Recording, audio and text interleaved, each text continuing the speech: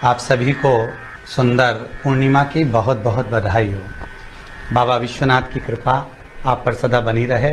आ गया पूर्णिमा की रात्रि। बड़े से बड़ी बीमारियां, बड़े से बड़े रोग, बड़े से बड़े बड़े कष्ट इस पूर्णिमा की रात्रि को छूट जाते। दमे की बीमारी, श्वास की बीमारी, अनिद्रा की बीमारी, रात्रि को जगना, ये सारी बीमारियां पूर्णिमा की रात्रि को अगर व्यक्ति अपने जीवन को सुखमय बनाए, अपने जीवन को आनंदमय बनाए तो सब छूट सकता। पूर्णिमा की रात्रि को पीपल के पत्ते 5 लेकर उसके ऊपर खीर डालकर रात्रि को खा लेने से महाराज दमे की बीमारी, श्वास की बीमारी रुक जाती है।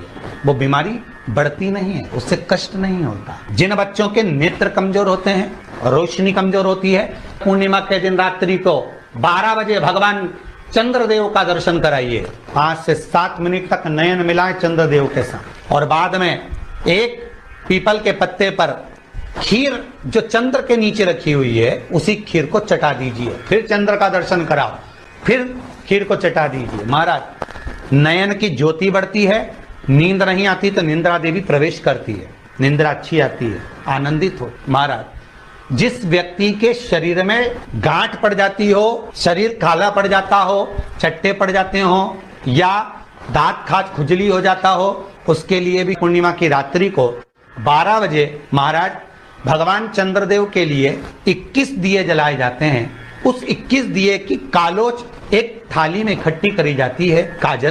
कालोच को इकट्ठी कर शरीर में गाय के घी के साथ में जहां जहां जगह पर चट्टे हैं, गांठ है, वहां लगाया जाता है। उसको 5 या 7 दिन लगाइए। उसके बाद में रोज प्रतिदिन लगाने के आधे घंटे बाद स्नान कर लीजिए, आराम लगना प्रारंभ हो जाता है। आज पूर्णिमा की रात्रि से लेकर कार्तिक पूर्णिमा की रात्रि के बीच में जो दामोदर भगवान का, कृष्ण का, शिव का मंगल आनंद करेगा, अभिषेक करेगा, पूजन करेगा, स्मरण करेगा, उसके सारे दुख दरिद्र दूर हो जाएंगे। रात्रि को आप बड़े प्रेम से खीर बनाओ, चंद्रदेव की साक्षी में रखो, भोग लगाओ भगवान श्री हरि को।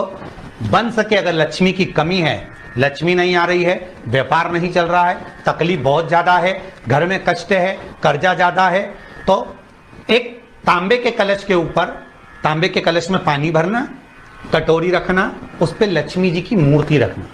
लक्ष्मी जी की मूर्ति नहीं हो तो चांदी का सिक्का रखना। उसके सम्मुख में आप 31 दीपक घी के लंबी बाती के जला देना। महाराज एक एक कमल गट्टा उस 31 दिए के अंदर डाल देना और लक्ष्मी जी का पूजन करना, लक्ष्मी जी का स्मरण करना, खीर का भोग लगाना, पान के पत्ते पर खीर रखना, 5 पत्ते पर खीर का भोग लगाना और माता लक्ष्मी से विनती करना। सुबेरे 4 बजे तक वो रखे रहने देना, सुबह 4 बजे वो उठाना, लक्ष्मी को वापिस तिजोरी में या सिक्का हो तो उसको अलमारी में रख देना। जो खीर बनी है वो प्रसाद के रूप में सुबह 8 बजे, 10 बजे, 9 बजे जब खाना हो प्रेम से खाना। माता जो दिए लगाए हैं वो ठंडे हो गए होंगे, उनको रखे रहने देना, बाद में काम आते रहेंगे, या दिए विसर्जन करना हो तो आपकी मर्जी। पर वो मट्टी के दिए लगेंगे, आटे के दिए नहीं लगेंगे, मट्टी के दीप लगाना है आपको 31। घी के दिए लगाना है। लक्ष्मी जी का पूजन करो, कंकु, चावल, हल्दी, मोली से सब तरह से। पूर्णिमा की रात्रि को सुख मिलेगा, आनंद मिलेगा, लक्ष्मी की वृद्धि होगी, कार्य सिद्धि होगी। दूसरा क्रम, अगर पूर्णिमा के दिन आप शाम को प्रदोष काल के समय 4:30 बजे से 6 बजे के बीच में 1 लोटा पानी, उसमें 5 बेलपत्र रखकर, 1 कमल गट्टा डालकर भगवान चंद्रेश्वर महादेव के नाम से भगवान शंकर को चढ़ा दीजिए। आपकी जो कामना हो वो कामना कर चढ़ाएं, विनती करें चंद्रेश्वर महादेव को और निवेदन करें कि हमारा ये कार्य सफल हो। केवल पूर्णिमा के दिन चढ़ाइए, कार्तिक पूर्णिमा तक क्या फल मिलता है हमको जरूर बताइए। पूर्णिमा की रात्रि को गर्भवती नारी अपनी नाभि पर यदि चंद्र की दृष्टि पड़वा लेती है तो बच्चा विकलांग पैदा नहीं होता है। गर्भ से जो बालक होगा श्रेष्ठ होगा, विद्वान होगा, चतुर होगा, पढ़ने में होशियार होगा, क्योंकि ये चंद्र की किरणें जब समुद्र में उछाल ला सकती हैं तो आपके जीवन में भी तरक्की ला सकती है, उछाल ला सकती है। जो बच्चा विद्या में कमजोर हो, परीक्षा हॉल में पेपर देते समय भूल जाता हो, विवेक काम ना करता, तो निवेदन है किसी भी पूर्णिमा की रात्रि को 12 बजे गाय के, गौ माता देसी गाय के जो 4 थन होते हैं, उन 4 थन में से जो आगे के थन होते हैं, 2 पीछे की ओर होते हैं, 2 आगे की ओर होते हैं, तो जो आगे के 2 थन हैं उस थन का दूध निकलवा लिया जाए और उस दूध का कोई भी मीठा पदार्थ बनाओ तो ठीक है, ना बनाओ तो उसी दूध में शक्कर मिलाकर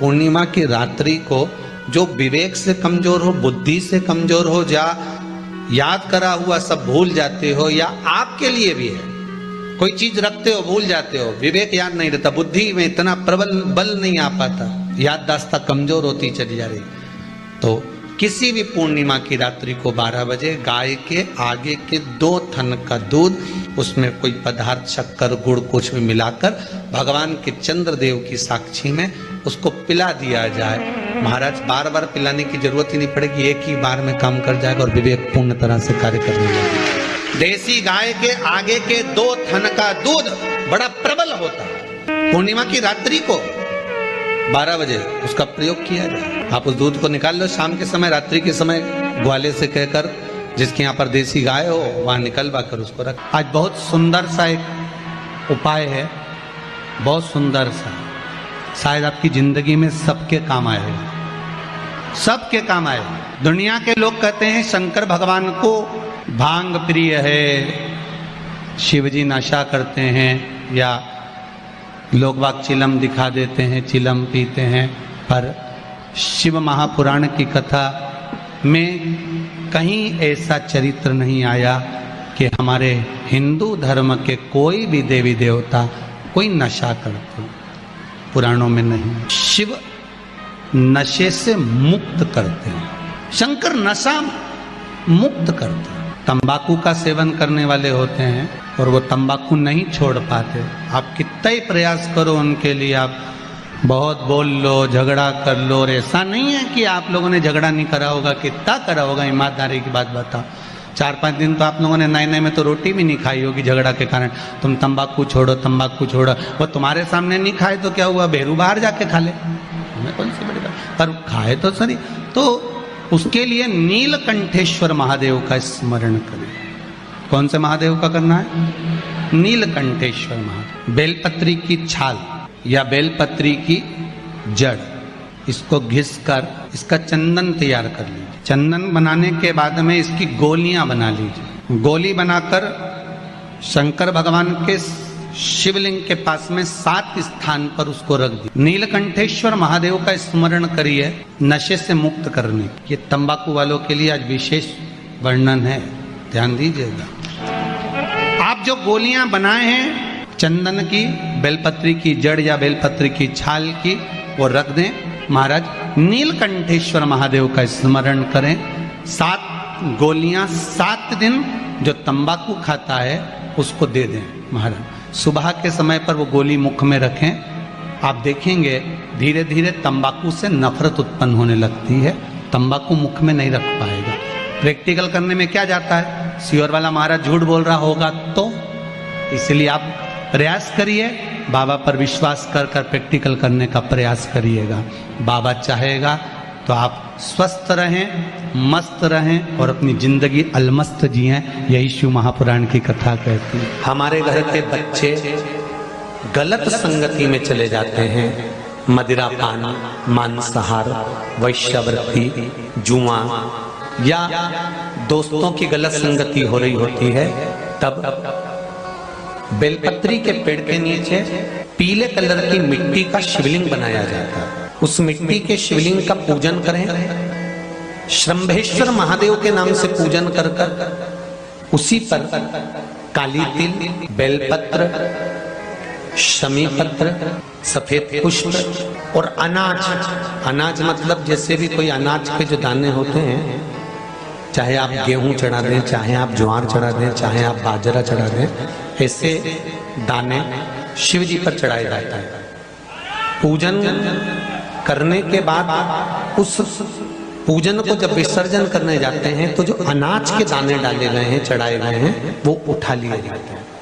वही अनाज के दाने जो व्यक्ति गलत संगति में पड़ा हुआ है, मदिरा पान, मांसाहार, वैश्यावृत्ति, जुआ या व्यसनों में डूबा हुआ है, एक एक दिन में एक एक अनाज का दाना उसको खाने के लिए दिया जाता है। महाराज आपने 7 दिन के चढ़ाए हैं, 11 दिन के चढ़ाए हैं, 21 दिन के चढ़ाए हैं, 108 दिन के चढ़ाए हैं, वो आपके ऊपर है। जब वो धीरे धीरे उस दाने को खाना चालू करता है तो गलत संगति को छोड़कर श्रेष्ठ संगति की ओर आना प्रारंभ कर देता है। उसको कहते हैं श्रम्भेश्वर महादेव। कौन से महादेव हैं? जम के बोलो जरा एक बार, श्रम्भेश्वर। बोल श्रम्भेश्वर महा